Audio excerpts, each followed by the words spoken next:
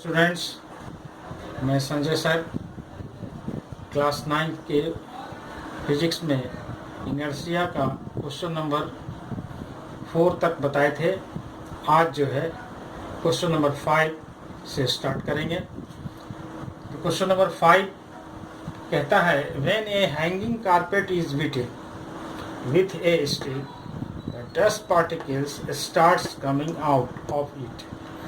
कहता है जब लटकता हुआ जो हैंगिंग कारपेट है उस पर अगर हम स्टिक के साथ उस पर पीटते हैं, मारते हैं, तो डस्ट पार्टिकल्स जो है, धूल का कण जो है वो बाहर निकलना शुरू हो जाता है। तो ऐसा क्यों होता है ना? तो आइए इसका आंसर हम देखते हैं। इसका आंसर है when A hanging carpet is beaten with stick the dust particles starts coming out of it, है ना। जब हैंगिंग कारपेट यानी लटकता हुआ कारपेट को जब हम स्टिक से पीटते हैं तो डस्ट पार्टिकल्स जो है बाहर निकलना चालू हो जाता है, स्टार्ट हो जाता है। Because the force of stick, जब हम स्टिक से उसको कारपेट को जब हम पीटते हैं तो उससे क्या होता है, उस पर फोर्स अप्लाई होता है ना। अब फोर्स अप्लाई होने के कारण the carpets move to and fro slightly, है ना। अब कारपेट जो है क्या होता है, जब स्टिक से जब हम उस पर पीटते हैं, मारते हैं, तो कारपेट जो है आगे पीछे स्लाइटली, धीरे धीरे, है ना, स्लाइटली आगे पीछे करता है। But the dust particles tend to remain at rest, लेकिन उसमें जो बैठा हुआ डस्ट पार्टिकल्स जो है वो रेस्ट में रहना चाहता है due to inertia of rest. Inertia of rest के कारण डस्ट पार्टिकल जो है कारपेट में उसी में रहना चाहता है, रेस्ट में रहना चाहता है। लेकिन क्या होता है कि जब हम स्टिक से कारपेट को बीटन करते हैं, मारते हैं, तो कारपेट तो आगे चला जाता है लेकिन डस्ट पार्टिकल्स रेस्ट में रहना चाहता है। इसके कारण क्या होता है, द डस्ट पार्टिकल्स यानी hence the carpet separate from dust particles, है ना। तो कारपेट जो है वो क्या होता है, डस्ट पार्टिकल से सेपरेट हो जाता है क्योंकि वो रेस्ट में रहता है, और जैसे ही वो रेस्ट में रहना चाहता है तो वो क्या होता है, नीचे की ओर गिर जाता है ना। तो इस तरह से जो है हम हैंगिंग कारपेट को जब हम स्टिक से बीटेन करते हैं तो डस्ट पार्टिकल्स जो है starts coming out due to inertia of rest, है ना। ये इसका आंसर है। तो नेक्स्ट क्वेश्चन में चलेंगे। When a tree is second it's fruits and leaves fall down why. कहता है जब हम ट्री को हिलाते हैं या झकझोरते हैं तो इसका जो फल है, फ्रूट्स है और लीव्स है यानी पत्तियां, वो फॉल डाउन, नीचे की ओर गिरता है। क्यों, है ना। तो आपको पता होना चाहिए कि जब हम ट्री को सेकंड करेंगे, हिलाएंगे, झकझोरेंगे, तो वाइब्रोसली यानी बहुत तेजी से, तो इसका फ्रूट्स जो है और लीव्स वो नीचे की ओर गिरेगा। क्योंकि जब हम ट्री को सेकंड करते हैं तो वो मूवमेंट में आ जाता है, लेकिन उसमें का जो फ्रूट्स है और लीव्स जो है वो tends to remain at rest due to inertia of rest, है ना। जिसके कारण क्या होता है कि ट्री का जो डाली है, टहनी है, ब्रांचेज है, वो आगे पीछे हिलेगा, बट उसका जो फ्रूट्स है और लीव्स जो है वो रेस्ट में रहना चाहता है, जिसके कारण क्या होता है कि वो नीचे की ओर गिर जाता है, ठीक है ना। तो इसका आंसर हम किस तरह से लिखेंगे, तो आइए हम इसका आंसर बताते हैं। इसका आंसर है when a tree is shaken vigorously its fruits and leaves fall down. When a tree is shaken vigorously, इसका मतलब हो गया जब पेड़ को हम जोरदार हिलाते हैं, कस कर हिलाते हैं, है ना, तो इसका फ्रूट्स एंड लीव्स, फल और पत्तियां, फॉल डाउन, नीचे की ओर गिरता है। This is due to fact that when a tree is second, क्योंकि इसका कारण ये है कि जब हम ट्री को सेकंड करते हैं तो it moves to and fro, यानी ये मूव करता है टू एंड फ्रो, आगे पीछे, स्लाइटली, धीरे धीरे, but its fruits and leaves tend to remain at rest, but इसका फ्रूट्स और लीव्स जो है रेस्ट में रहना चाहता है, and hence the fruits and leaves detach from the tree and fall down.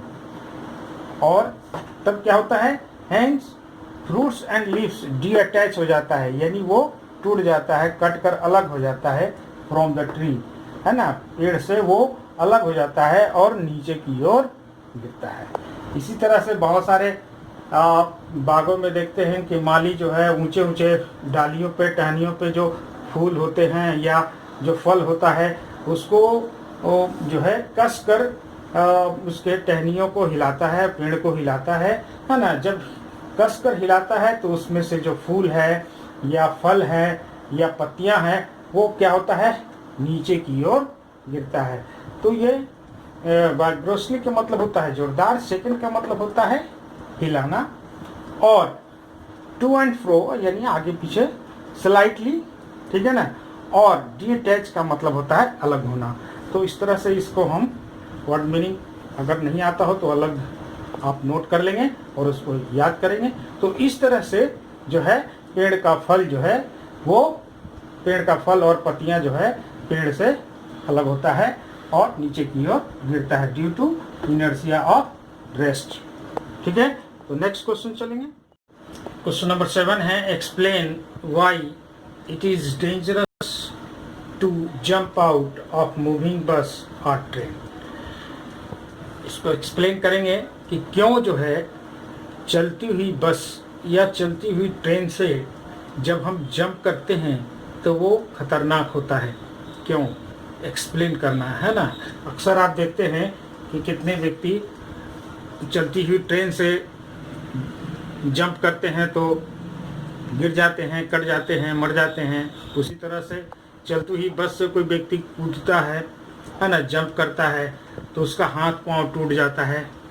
तो ऐसा क्यों होता है, क्यों वो गिरता है ना, क्यों वो मरता है? तो इसके लिए जो है ये इनर्शिया पे ही डिपेंड करता है कि जो पैसेंजर है या जो आदमी है, जो व्यक्ति है, वो चलती हुई ट्रेन से या चलती हुई बस से जब वो बाहर की ओर जंप करता है तो वो गिर जाता है या मर जाता है, खतरनाक होता है। तो कैसे होता है, क्यों होता है, तो इसका एक्सप्लेन हम करते हैं, ठीक है ना।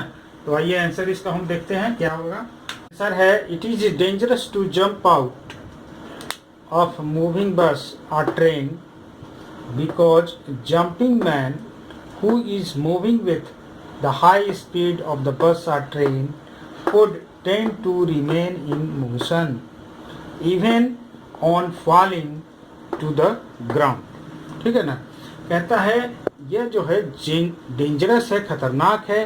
तो jump out of moving bus train, है ना, जो मूविंग बस या ट्रेन से जो जंप बाहर की ओर करता है वो खतरनाक होता है, क्योंकि जंपिंग मैन जो है, जो जंप करता है, who is moving with high speed, वो जो है ट्रेन या बस के साथ हाई स्पीड से मूव करता है ना, और उसका पूरा शरीर, उसका मैन का पूरा शरीर would tends to remain in motion, motion में रहना चाहता है, even on falling on the ground, जब वो ग्राउंड पर गिरता है।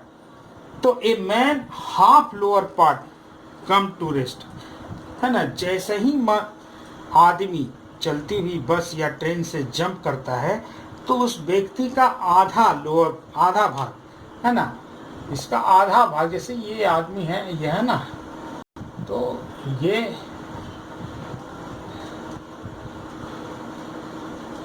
ये आदमी का आधा भाग जो है यहाँ से, ये इतना भाग जैसे ही इस ग्राउंड पे पड़ता है, इसका आधा भाग क्या होता है, इनर्शिया ऑफ रेस्ट के कारण ये रेस्ट में आ जाता है, इसका निचला पाँव, है ना, इनर्शिया ऑफ रेस्ट के कारण इसका निचला पाँव रेस्ट में आता है, जबकि ऊपरी भाग, इसका ऊपरी भाग tends to remain in motion, जबकि उसका ऊपरी भाग क्या होना चाहता है, मोशन में रहना चाहता है, ठीक है ना। तो जब ये मोशन में रहना चाहता है, नतीजन क्या होगा कि इसका पैर जो है वो जमीन में स्थिर रहेगा क्योंकि रेस्ट हो गया ये तो, लेकिन ऊपरी भाग जो है वो मोशन में रहेगा ना। इसके कारण क्या होगा कि ये आदमी आगे की ओर झुक जाएगा, है ना, और ये इस तरह से आदमी जो है झुक जाएगा और गिर जाएगा, है ना। और गिर जाने से क्या होगा, गिर जाने से चोट लगेगा। Due to resistance offered by the ground, जो पत्थर है, जो रेजिस्टेंस है ना, चाहे लाइन हो या रोड हो, उस रेजिस्टेंस ऑफर्ड होने के कारण ग्राउंड पे जो गिरा हुआ है तो मैन जो है हर्ट हो जाता है, उसको चोट पहुंचती है, उसका सर फूट जाता है, पैर हाथ टूट जाता है ना। इसलिए चलती हुई बस में या चलती हुई ट्रेन से जंप करना बहुत ही खतरनाक है ना। तो ये होता क्यों है, क्योंकि inertia of rest and inertia of motion के कारण, है ना। इनर्शिया ऑफ रेस्ट और इनर्शिया ऑफ मोशन के कारण व्यक्ति जो है या पैसेंजर है उसको हर्ट होता है, उसको चोट पहुंचती है ना, और उसका जो बॉडी पार्ट्स है वो ब्रेक करता है या फूट जाता है, टूट जाता है। तो इस तरह से इसका आंसर जो है हम इस तरह से इसको लिखेंगे, है ना। तो अपने कॉपी में इस तरह से इसको नोट डाउन कीजिएगा, ठीक है। तो आज के लिए इतना ही, फिर अगले वीडियो में हम मिलेंगे। नेक्स्ट जो है मेरा टॉपिक है वो Newton second law of motion, ठीक है ना। तो Newton second law of motion में हम चलेंगे, और इसके अलावा जो है F=ma प्रूफ करने के लिए जो Newton second law of motion पे आता है उस पर हम प्रूफ करेंगे और उसके विषय में हम लर्न करेंगे, ठीक है ना। तो आज के लिए इतना ही, थैंक यू।